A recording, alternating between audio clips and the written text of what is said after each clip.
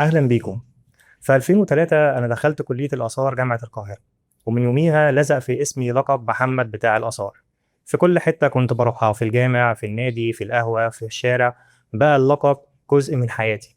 ولما بدأت رحلتي العملية ورحلة اتشرفت بيها في المتحف المصري الكبير، كبرت الحكاية وفضل اللقب معايا. أكيد كنت شوية في الأول بتضايق، لكن مع مرور الوقت مبقتش أتضايق أبدا. بالعكس، كنت بعتبر اللقب ده وسام، تاج على راسي من فوق، ان انا بمتهن وبشتغل في مهنه من اعظم المهن اللي انا شايفها في حياتي، لاني بتعامل مع اثار وتاريخ وحضاره بلدي. وعشان انا بتاع اثار، فقررت اجيب لكم بتوع الاثار عشان نعرف هم مين، بيشتغلوا ازاي، ويحكوا لنا حكايات بشكل جديد ومبسط. انا النهارده لما بدات وقلت افكر نبتدي منين ونجيب مين، ما جاش في دماغي غير شخصيه واحده فقط. هو استاذ عظيم، ليه فلسفه خاصه في تعريف الحضاره المصريه القديمه، وربطها بمنهجيه، مش بالطريقه السرديه النمطيه اللي احنا عارفينها، ولكن بيخلينا نتخيل ونعيش الظروف الحياتيه اللي قامت فيها هذه الوقائع التاريخيه، وازاي وصلنا للمرحله الحاليه. معانا النهارده استاذي الاستاذ الدكتور فكري حسن. الدكتور فكري حسن هو خريج كلية العلوم جامعة عين شمس. يمكن دي كانت بداية المفاجأة، هو خريج كلية علوم ولكنه أستاذ في الآثار والتراث. خريج كلية العلوم قسم الجيولوجيا سنة 63 جامعة عين شمس. ماجستير العلوم، ماجستير في الجيولوجيا في كلية العلوم جامعة عين شمس 66. ثم رحلة طويلة جدا من الدراسات والريادة في المجال والتفرد، ماجستير 66.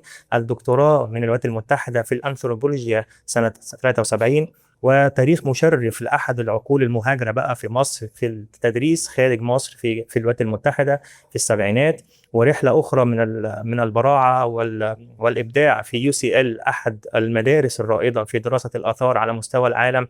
وكان مشرفنا دكتور فكري هناك من بداية التسعينات لحد 2008. ثم العودة وتولي العديد من المناصب القيادية في مجالات الآثار ومنظمات الآثار والتراث وحمايته وإدارته، سواء في مصر وإقليميا وعالميا. وكان لي الريادة في تأسيس أحد البرامج الواعدة في دراسة وإدارة التراث في الجامعة الفرنسية في مصر. أهلا وسهلا بك يا دكتور. أهلا بحضرتك، أهلا بيك. شرفتنا النهاردة. أنا سعيد بوجودي معك. اهلا بحضرتك. الحقيقه طبعا ما كانش ينفع ان احنا نبدا البودكاست بتاعنا واحنا الحمد لله بيتزامن اطلاقه مع النشوه اللي بيعيشها الشعب المصري والفرحه اللي احنا عايشينها مع مشروع القرن ال21 وافتتاح المتحف المصري الكبير. فهنبدا حلقتنا النهارده بالمتحف المصري الكبير، وعايز اعرف وجهه نظر الدكتور فكري حسن المتفرده كالعاده اللي هي خارج الصندوق، ورايه عن المتحف المصري الكبير ودوره في تعزيز حمايه التراث المصري وادارته بشكل فعال، ومن ثم تعزيز فرص النمو السياحي في مصر. طبعا المتحف المصري الكبير حدث عالمي وحدث مهم جدا. يعني احنا عندنا متاحف كتيرة، لكن المتحف المصري الكبير هيكون له دور أعتقد مختلف تماما عن المتاحف التانية، لأنها مش متحف تقليدي زي المتاحف الموجودة، لأنه هيكون صرح ثقافي. تمام. وبعدين جاي في توقيت مهم جدا. انت عارف ان مصر وسمعتها في الخارج بتعتمد على تاريخ مصر القديمة، وبالإضافة إلى استمراريتها في العالم المعاصر. ولكن دايما لما يكون في حدث له علاقة بالآثار المصرية فبيجذب الانتباه العالمي، من أول فك رموز حاجات رشيد والحملة اللي كانت اتعملت الحملة الفرنسية، وبعدها اكتشاف توت عنخ آمون، وبعدين لما بدأ كنوز توت عنخ آمون تسافر في البلاد اللي بره. فكل دي كانت بتعمل إعلام مهم جدا ونوع من التوعية الضرورية بمصر. طبعا المتحف المصري، انا يمكن اقول المتحف عشان ما نقعدش نقول المتحف المصري الكبير، المتحف يبقى هو المتحف، هو اللي عليه العيد. هو المتحف. ف- فالمتحف ده الحقيقه جاي في توقيت انا بفتكر ان هو مهم جدا، لان العالم كله بيمر بمراحل مختلفه سياسيا واقتصاديا في المنطقه وفي العالم كله. وفي رسالة حضارية من وجهة نظري مصر دايما بتقدمها للعالم، قدمتها قبل كده، وافتكر ان هي الرسالة اللي هتتقدم عن طريق المتحف المصري الكبير. رسالة مصر كانت دايما رسالة بترتبط بالمفهوم الأساسي للحضارة، الحضارة الإنسانية. صحيح. يعني لما نتكلم على الحضارة المصرية احنا بنتكلم على مهد الحضارة الإنسانية، لأن احنا اللي حطينا اللبنات الأولى في مش بس الديانة اللي الناس بتتكلم عليها معظم الوقت، لكن نظام الحكم ونظام الأخلاق، كل جوانب الحضارة. كل الجوانب والعلوم، ومن الطب للفلك للزراعة، كل النواحي، الأدب، الفنون المختلفة، التصوير والنحت. والحقيقة إن الرسالة دي بدأت توصل للعالم عن طريق اليونانيين لما جم، وطبعا دونوا اللي شافوه وكتبوا عنه. ودي كانت حلقة الوصل بين أوروبا الحديثة وبين مصر القديمة. لما هم بدأوا في أوروبا يبصوا للحضارة اليونانية، لقوا إن اليونانيين بيقولوا إيه، لا دي مصر هي مصدر الحكمة وهي مصدر المعرفة. وده حقيقي، لأن حتى القوانين اللي قامت على أساسها الحضارة اليونانية كان سولون الحكيم واخدها من مصر. ففي استمرارية للأسس الجوهرية للحضارة زي ما قلنا، ونظام الحكم الرشيد ونظام الأخلاق والنظام التكافل المجتمعي والمساواة. وده كان مربوط بنظام كوني. يعني هم مش اللي احنا بس نبص لرع وحتحور وإيزيس، لا نبص أعمق من كده، أن كل دول كان منظومة دينية يعني مقدسة مربوطة بنظام كوني. يعني هذا النظام هم كانوا بيشوفوه نظام مستقر ونظام ثابت ونظام متكرر. ليه كان له أهمية؟ لأن مع الاضطرابات المناخية وتأثيرها على فضلات النيل ممكن اضطرابات داخلية زي ما بيحصل في أي دولة، الناس ممكن تيأس، تفقد الأمل. إنما لو أنت عارف إن في نظام كوني عادل وكله خير، حتى لو في مشاكل هي هتمر وهتعود الأمور إلى نصابها وكل حاجة كده تمام. دي الرسالة الأساسية بتاعت رسالة أمل. وأعتقد رسالة الأمل دي اللي العالم عايزها دلوقتي، وده هيكون جزء أساسي من رسالة المتحف المصري الكبير عن طريق المعروضات، الكم الهائل اللي لم يجتمع من قبل في أي متحف في العالم. فدي فرصة إن الواحد بيجي ويشوف الحاجات دي كلها، وبعدين هيكون كمان منارة بحيث إنك أنت بتيجي وتشوف الحاجات دي، هيبقى في توجيه للمناطق الأثرية التانية والمتاحف التانية. فهيبقى هو النقطة الأساسية اللي هينطلق منها الناس إلى باقي المناطق الأثرية والمتاحف اللي موجودة في مصر. وطبعا له رسالة غير رسالته للعالم كلها، في رسالة للمصريين، لأنك أنت محتاج في مع العولمة والخلخلات اللي بتحصل خصوصا للشباب إن يبقى في توعية للشباب، طلبة المدارس والأطفال والآباء والأمهات والأسر. فدي هيبقى فرصة كبيرة جدا، لأن في ناس متشوقين دلوقتي إن هم يروحوا المتاحف. المصريين عادة ما كانوش بيروحوا المتاحف، إنما ده هيبقى نقطة جذب مهمة جدا.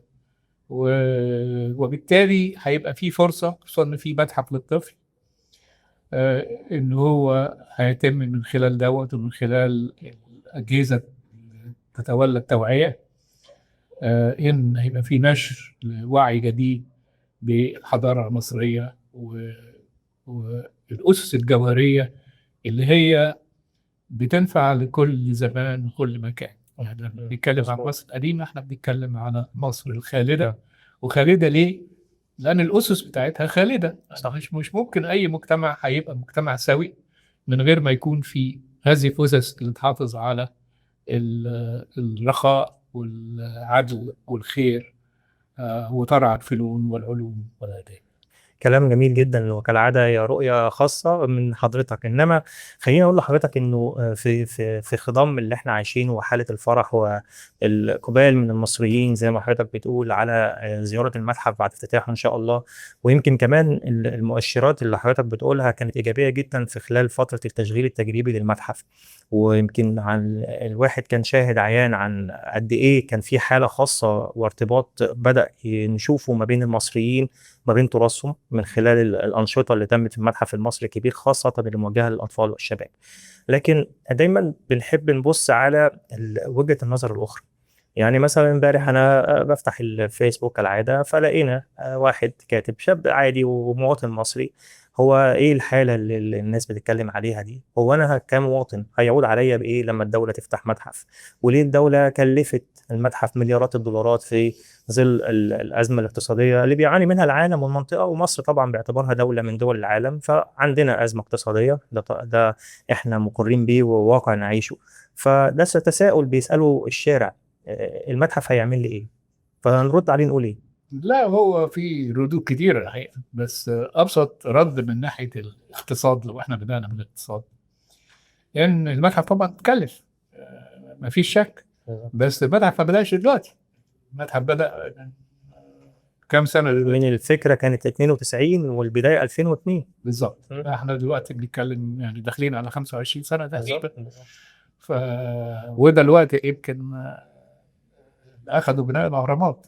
بالظبط، دي بناء حقيقه، الهرم. دي حقيقه، طبعا طبعا. يعني تشبيه. يعني ده مجهود كبير جدا يعني، وحاجة هتعود على مصر بالنفع الاقتصادي، لأنك أنت هتزود عدد السياح، وكمان الأسعار بتاعت التذاكر هتبقى أعلى، وبالتالي دخلك هيزيد. فمن الناحية الاقتصادية هو منفعة. يعني كويس إن هو اتعمل في الوقت ده، لأن لو عملته دلوقتي من جديد مش هيكلف مليار دولار، هيكلف 20 مليار دولار طبعا. إذا عرفت تعمله في ظروف الأزمة الاقتصادية.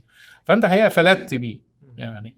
وبعدين في حاجة تانية، ان هو مدخل للتعاون الدولي. يعني احنا عملنا بالتعاون مع اليابان، اخذنا قرض، وكان في تعاون مع فرنسا وتعاون مع ايطاليا بالاعداد له.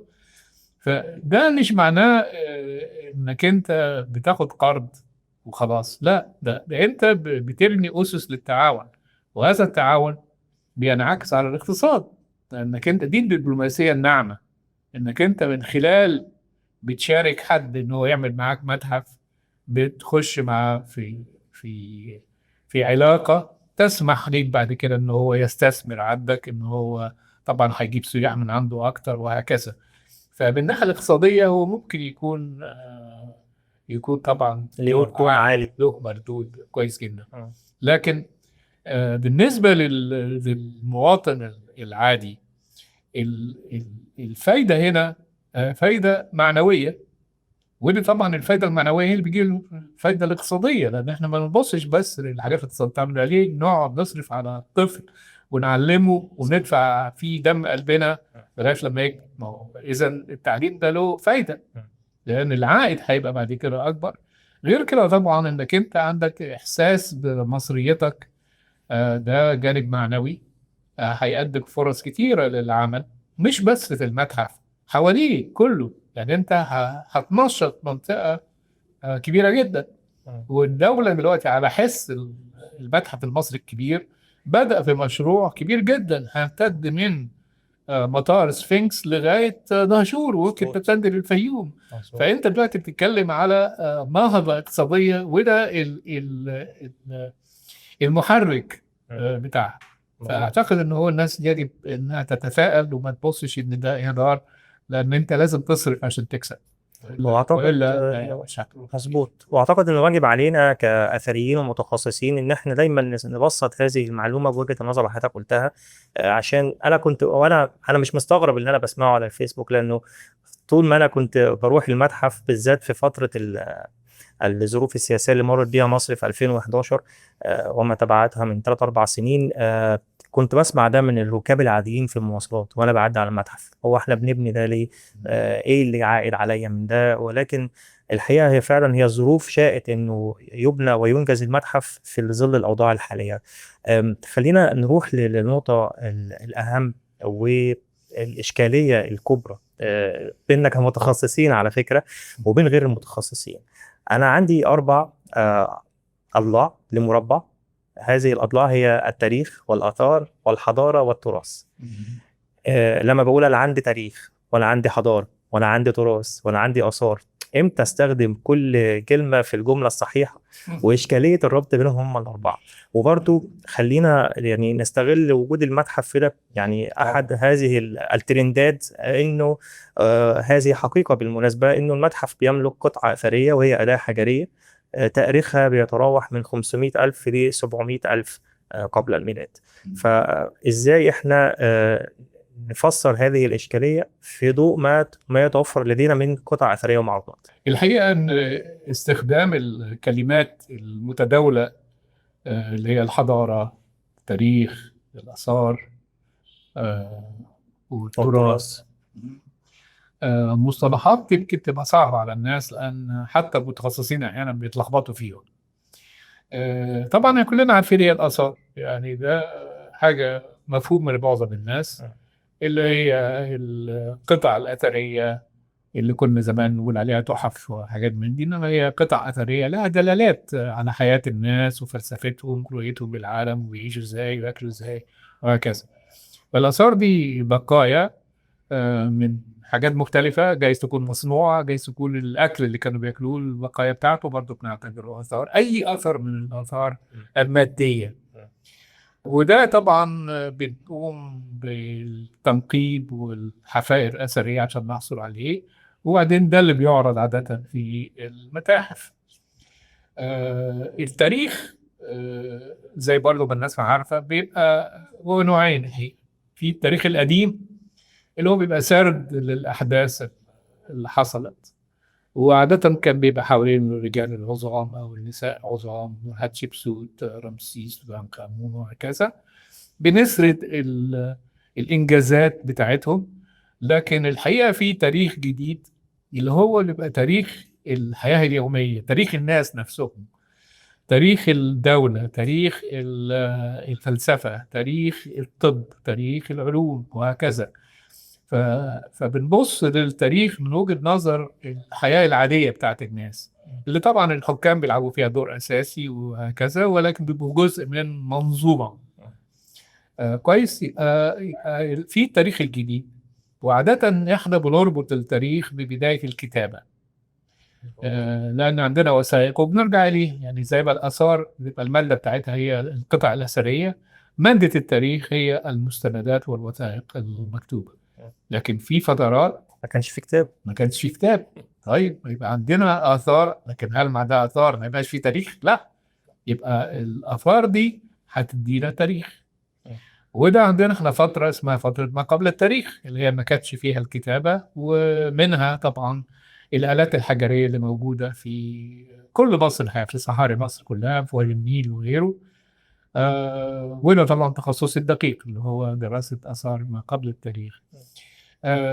وبالتالي ممكن من ده احنا هنطلع، يعني مثلا زي ما انا اشتغلت في منطقة نقادة، وكان معظم الآثار اللي موجودة كانت من المدافن. ولكن المدافن ما بتديناش صورة كاملة عن الحياة اليومية. منطقة نقادة يا دكتور اللي هي ايه دلوقتي، عشان اللي متابعتنا يعرفوا؟ نجادة جنب الأقصر. جنب الأقصر. منطقة نقادة جنب الأقصر.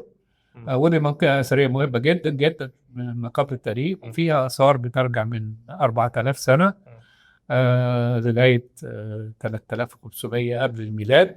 وبالتالي دي الفترة اللي كانت سابقة لظهور الحضارة المصرية، لأن أنا طول حياتي الأكاديمية كنت بشتغل على ظهور الحضارة المصرية، إزاي الزراعة ظهرت وإزاي ظهر نظام الدولة.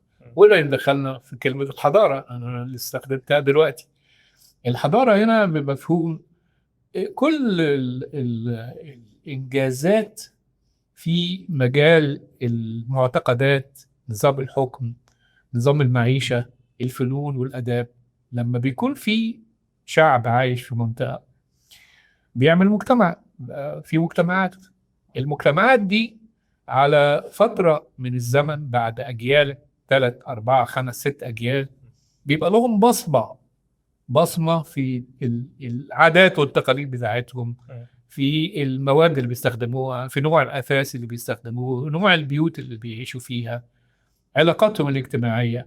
كل ده بيبقى هذه النظم المجتمعية وكل خصائصها لما بتمر فترات طويلة عليها يبقى في مجتمع بعد مجتمع وبيحافظ على هوية، دي بتبقى حضارة. فنتكلم عن الحضارة المصرية، نتكلم عن الحضارة اليونانية، نتكلم عن الحضارة الرومانية، نتكلم على الحضارة الهندية وهكذا. فده بيبقى المجتمع اللي عاش في منطقة ما لمدة طويلة ومر بمراحل مختلفة من التغيير، وفي نفس الوقت يبقى له بصمة ثابتة. أول ما تبقى تتغير المناهج بتاعته، يعني مثلا في مصر لو اتغيرت اللغة وتغير الديانة، فأنت اتنقلت لمرحلة حضارية تانية. عشان كده بنتكلم على إن مصر مرت بمرحلة مصر القديمة، وبعدين دخلت في إطار الحضارة اليونانية، ولكن في نفس الوقت كانت الحضارة اليونانية متمصرة.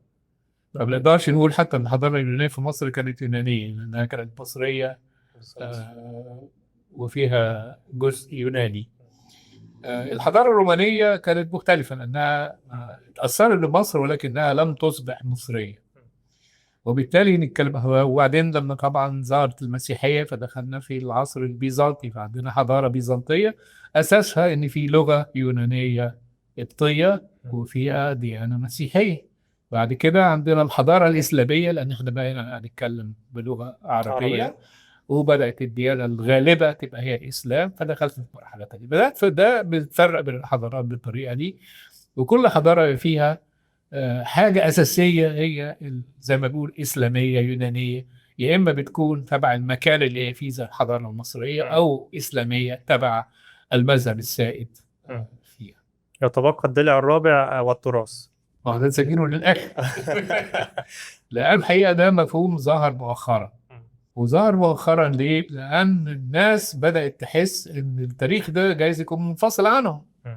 إنما لما أنا أحس إن التاريخ ده تاريخي أنا، يبقى ده تراث. فيتحول التاريخ وتتحول الحضارة وتتحول الآثار إلى تراث. فنتكلم على التراث الأثري زي ما نتكلم على التراث المعنوي، نتكلم على الأنسال، على الزجل، على الشعر، على كل دي جزء من التراث. فالتراث بمفهومه الجديد ما ظهرش الحقيقة إلا مؤخرا، وبدأ ينتشر. وطبعا كان في مركز التراث الحضاري في مصر اللي أسسه الدكتور فتحي صالح، ودي كان بدايات لترويج مفهوم التراث. وهو كان ظهر من خلال اليونسكو، اللي هي دلوقتي بتفرق بين التراث المادي والتراث الأثري والتراث اللامادي أو المعنوي. أنا شخصيا بفضل إن احنا نتكلم عن التراث الحي، لأن التراث الحي هو التراث اللي لسه عايش معنا. يعني احنا لو بصينا لمصر القديمة هتلاقي عندنا أمثال، عندنا شهور، عندنا عادات ما زالت هي المصرية القديمة. فده تراث حي لم ينقرض. يعني مع تغيير اللغة اللي اتكلمنا عليه ومع تغيير الديانة، فالحضارة المصرية ما زالت في عناصر منها مستمرة في المجتمع المصري. يعني حضرتك هنا بتتبنى ان احنا نعيد تسمية كلمة التراث اللامادي ونخليها التراث الحي. بالظبط. أنا عظيم.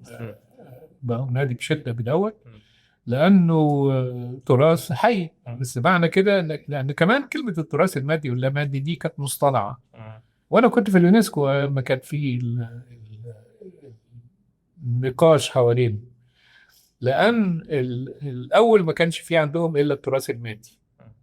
لما جاء مدير اليونسكو من اليابان، فلقى إن التراث اللي هو بيقول عليه اللي هو التراث الشعبي هو الأهم بالنسبة له، لأن المعبر بتاعهم كانوا بيفكوه كل 30 سنة ويركبوه تاني في مكان تاني. لا في مكان في مكانه. هو ما جربوش حاجة، بس بيفكوا ويركبوا تاني. بغرض ايه؟ بغرض اللي يحافظ على المهارة، المهارة المتوارثة من أجداده. بالظبط. فهو لو أنت بقى قعدت بعد 60-100 سنة وما فككتوش وركبته تاني، هينسى. صناع المهارة والمهارات الموجودة هتروح. فده أهمية إنك أنت بتستثمر في الإنسان مش في الحجر، لأن أهم حاجة هي الخبرة بتاعت الأفراد. فالراجل الياباني قال لهم لا، إحنا لازم ندخل الحاجات دي اللي هي كانت بتبقى فولكلور قبل كده، بتسميها فولكلور أو تراث شعبي أو بقى تراث شعبية. فبدأ قال لك طيب هتسميها إيه؟ إحنا عندنا الآثار، فقال لك خلاص نسمي الآثار بتراث مادي، وبما إن التاني دوت صعب إن إحنا نسميه، ومش عايزين نسميه تراث شعبي ولا تراث فولكلور، فنسميه تراث لا مادي. طبعا ده خطأ كبير جدا. لا، أولا مفيش تراث مادي من غير تراث لا مادي، بمعنى إن الأهرامات ممكن زي ما حصل قبل كده إن الرومان ومحمد علي يفكها ياخد الحجارة، وبالتالي المادة لأن غير مضمون معنوي ما يبقاش قيمة. صحيح. انك انت الاثر قيمته تيجي من ايه؟ انك انت بتكتب فيه شعر، انك انت بتمجده، انك انت بتزوره، انك انت بتحج له. يعني لما مثلا احمد شوقي يكتب على الاهرام، ولا حافظ ابراهيم يكتب على مصر والحاجات دي كلها، فده بتدي قيمه للهرم، والا اي حد هيروح وياخد يعني عشان كده اهميه الوعي كمان. اهميه الوعي بالتراث انك انت بتحافظ على الاثار. ده لانه بيبقى جزء من حياتك وجزء من مفهومك للعالم. وبالتالي تراث معناها انه له علاقه بالمجتمع اللي انت عايش فيه. كمان لو انت بصيت للتراث اللامادي، طب وانت هل ممكن يبقى عندك حفله موسيقيه لأم كلثوم مثلا من غير ما يكون عندك آلات موسيقيه ويكون مسرح؟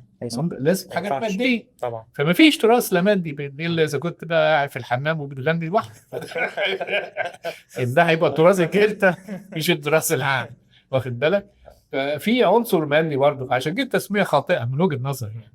فنتكلم احنا على التراث الحي والتراث الاثري والتراث التاريخي. عندك بيوت تاريخيه مثلا، ممكن عندنا تراث اثري اللي هو موجود زي الاهرامات والمعابد وغيرها. عندنا تراث تاريخي اللي هو من فتره تاريخيه، وعندنا تراث حي اللي هو بيشمل عادات، تقاليد، ادوات لسه بنستخدمها وهكذا. كل اللي حضرتك بتقوله فطن ليه العالم بشدة بأهمية التراث وبممارساته، وده نتج عنه يمكن طبعا حضرتك يعني من الرواد في الكتابات عن ما هو منبثق بتعريفات التراث بمشتملاتها، زي إدارة التراث بكل جوانبها، وأحد هذه الجوانب هو اقتصاديات التراث. بتشوف التراث المصري فين من هذه المعايير في الوضع والله أنا شايف إن إحنا مش بنستغله بصورة أمثل. يعني أنا بفتكر إن إحنا عندنا فرص كبيرة جدا، خصوصا مع المتحف الكبير، انك انت تستفيد اقتصاديا. لان يمكن احنا كنا بنعتبر ان عندنا كميه اثار كبيره جدا والناس بتيجي وخلاص، يعني مش لازم حتى تسوقها. يعني الناس بيجوا لك فانت ما بتعملش مجهود. ولكن بص قارن مصر باسبانيا ولا فرنسا. يعني مش معقول ان البلاد ديت اللي ما عندهاش الزخم من التراث والاثار والتاريخ والحضاره بتاعتك وبتعمل فلوس اكتر منك بمراحل. بالظبط. اقتصاد التراث موضوع مهم جدا بالنسبة لمصر، لأن احنا عندنا موارد ومصادر للتراث وممكن استغلالها بطريقة كبيرة جدا. فبالمقارنة بالدول التانية اللي ما عندهاش كم ولا الكيف اللي موجود عندك من الآثار والتراث الحي كمان، ولكن بتعمل دخل اكتر منك بكتير جدا، زي اسبانيا وفرنسا وتركيا واليونان واشترات الاعداد السياحه هناك مهوله. فاعتقد اننا محتاجين نعيد النظر في سياسات اقتصاديات التراث، نبص للتكامل بين التراث الاثري والتاريخي والحي، ان احنا نعدد المناطق اللي المفروض نزورها، ان احنا نزود المدة اللي السائح بيجيها. لازم نعمل سياحة متخصصة، سياحات متخصصة. عندنا دلوقتي السائح بيجي لك يعني مش معقول ان هو يجي ويقعد يوم واحد يزور فيه الاهرامات، هرم الجيزة وسقارة، وبعدين يروح مكان تاني. يعني ده ظلم كبير جدا للاهرامات. بالظبط. يعني انت على الاقل ممكن تقضي اسبوع بين اهرامات الجيزة أبو رواش ودهشور. أنا فاكر في محاضرة حضرتها لحضرتك، فاكرها قوي يعني كويس جدا، وكانت في برنامج الجامعة الفرنسية إدارة التراث. وفاكر المحاضرة دي كمان إن حضرتك قلت إنه على النقطة دي إنه ممكن على سبيل المثال نعمل نوع جديد من السياحة ونستغل ويربط برضو بين براعة المصري في العصر الحديث وهي سياحة الأدب. يعني احنا لو عملنا تراك أو مسار زيارة يزور بس ثلاثية نجيب محفوظ. بالظبط تمام. فأنا فاكر الكلمة دي جدا، ويعني يا ريت فعلا إن احنا نتبنى هذه المبادرات. النوع ده يستقطب فئات أخرى، مش معقولة تبقى سياحتنا كلها قائمة على الشواطئ والأماكن الأثرية، ويا ريتها حتى كل الأماكن الأثرية. يعني في بعض وانا شايف ان المتحف الكبير ده فرصه. هو انا دي يعني لو انا بصيت للمتحف المصري الكبير، لكن انا مش هتكلم على متحف، انا بتكلم على تنشيط صياني لكل المنطقه اللي حواليه. ان انا دلوقتي ليه ما اعملش او انا عارف طبعا هم عندهم مركز ابحاث وفي مركز ترميم وغيره، دي أحد أهداف المتحف المناسب. بالظبط، ان يتعمل مركز دولي لعلوم مصر، العلوم المصريه. انا مش حتى عايز اقول الايجيبتولوجي، انا اقول الدراسات المصريه، كيف الحاجات اللي هنتكلم عليها كمان، اللي هو تاثير مصر الحضاري على العالم كله، لان معظم الناس ما تعرفوش. وتاثير الحضاره المصريه القديمه على الحضاره المصريه المعاصره، وده برضه ناس كتير ما تعرفوش. زي ما اتكلمنا مثلا عن الشعر بتاع احمد شوقي او حافظ ابراهيم او غيره او غيره. فانت عايز مش بس من الناحيه المعنويه انك انت هتبين للعالم النواحي الخفيه للناس عن الحضاره المصريه اللي هي بتخليها فعلا حضاره مش مجرد اثار. ولكن ده ممكن يبقى مصدر دخل عن طريق اقتصاديات التراث التعليمي. ايوه، انك انت هتفتحه لكل الناس اللي في العالم، بحيث الاساتذه والطلبه يجوا يعملوا دراسات في مصر. تعمل شراكه مع كل الجامعات، مع كل المؤسسات المختصه بمصر. فده جزء مهم جدا.